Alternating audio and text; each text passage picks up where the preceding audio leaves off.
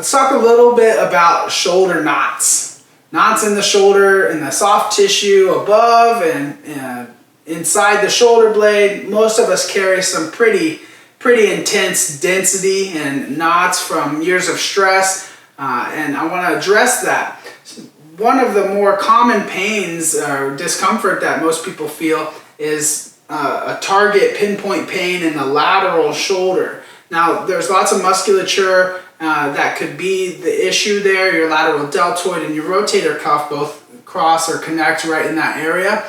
But sometimes that stems from inhibition of the muscles above the shoulder blade and their ability to actually elevate the shoulder. So lateral pain right here on that lateral side, especially lateral deltoid, especially when you're raising the arm laterally. If you have pain when you raise that arm laterally or a pinching sensation, but you're able to raise it up in front pretty well, this probably points toward some big fat knots up in that shoulder that aren't allowing those muscles and the joints and the bones connected to them to move freely or to move correctly. So we're going to address a lateral shoulder pain. Now this could be used also just to address the knots in your shoulders. We're going to use a tube sock, and in this tube sock I have a bouncy rubber ball. You could utilize a tennis ball. If you need a little bit more, you could utilize something like a lacrosse ball.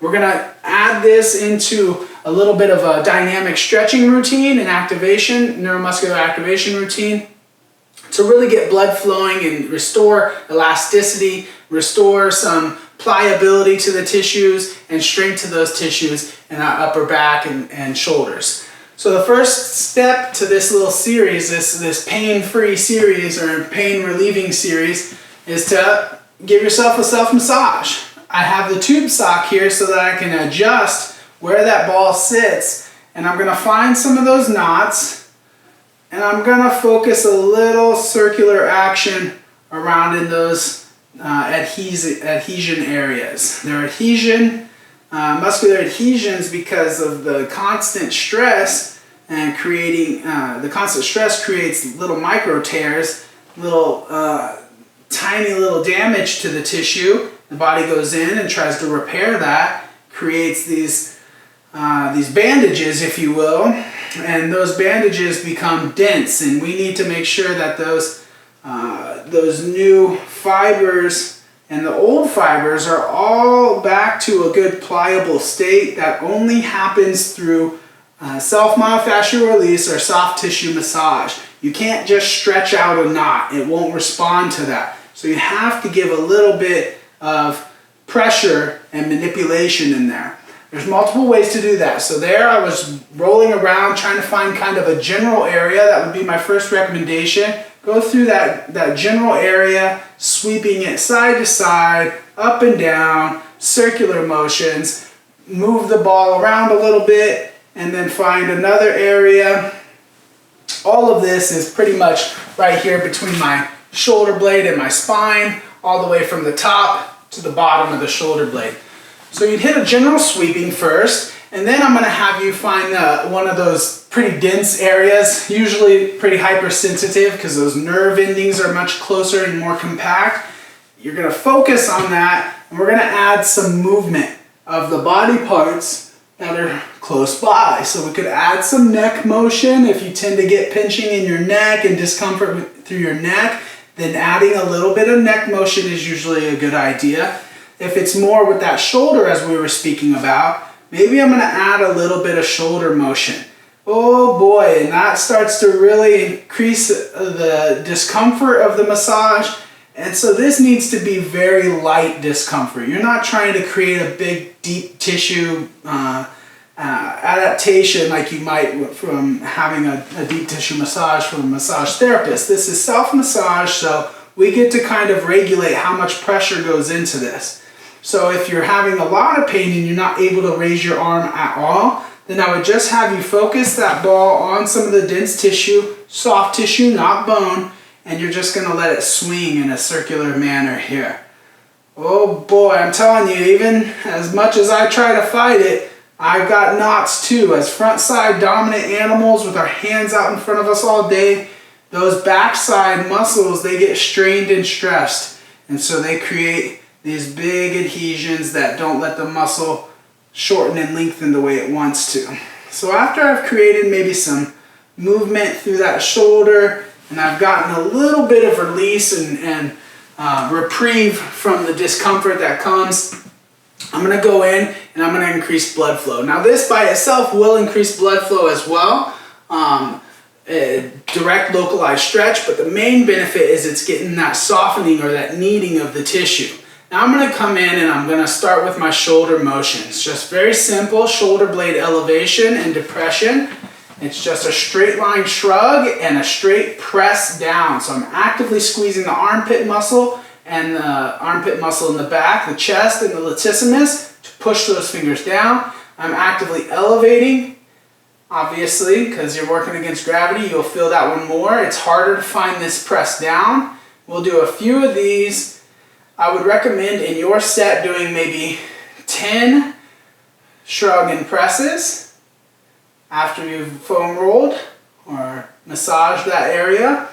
Then 10 circular motions. Let the elbows unhinge a little bit and they can move more fluidly here.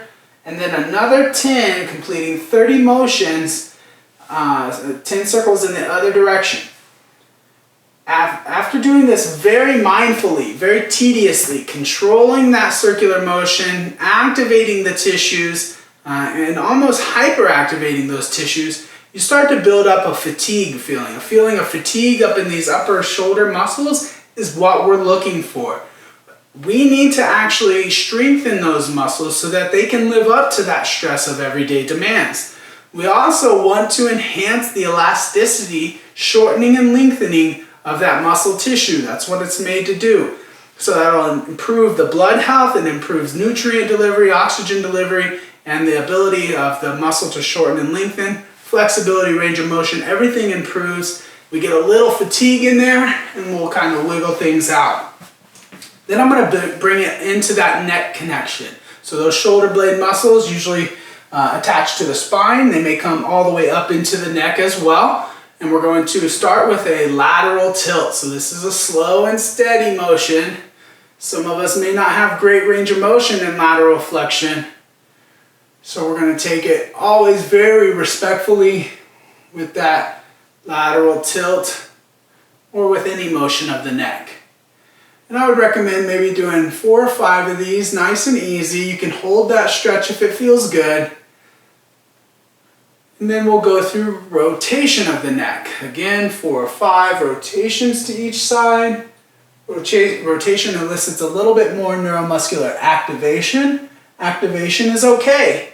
In this setting, we are looking for a little bit of work and a little bit of relaxation, because that work is going to help to improve our functionality and improve the capacity of those muscles, bringing them back to their healthy state. Now we're going to tuck and tilt, tucking that chin in toward the collarbone, really tight to get some of that back of the neck stretched out, and then tilting up to the ceiling, keeping the mouth closed to try to feel a stretch through the front of the neck.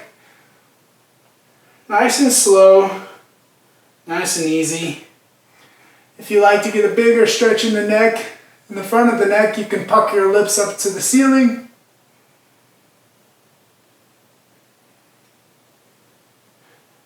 And the final exercise I'll have you do is going to be a bit more active, a bit more work, and we're just going to go through it and get those muscles a little bit tired and fatigued. That's the final goal here, is to activate things in a little bit more of a challenging manner. So we're going to that frontal raise. If this causes that lateral shoulder pain, then I would limit that and maybe even eliminate this movement for the time being. But if you're able to do this pain-free, we're going to help to elicit not only the muscular activation, but we're also getting a good stretch in certain areas of that shoulder blade connection to the spine and neck. So those soft tissues that are usually knotted up, they don't like to go overhead so much. It's one of the more limiting factors of our overhead capability, not just the tension and tightness of the chest and underarm, but those knots in the upper shoulder can create the inability to raise the arm because those tissues are able to shorten and lengthen. So as I raise one arm up, I'm pushing the other arm back behind us, and we'll do that until we start to feel a little bit of fatigue and burn. By the end of this, you've got blood flowing, you've got nutrients delivered, you've got a little bit more relaxation in that tissue, and you should feel a little reprieve from the pain and discomfort.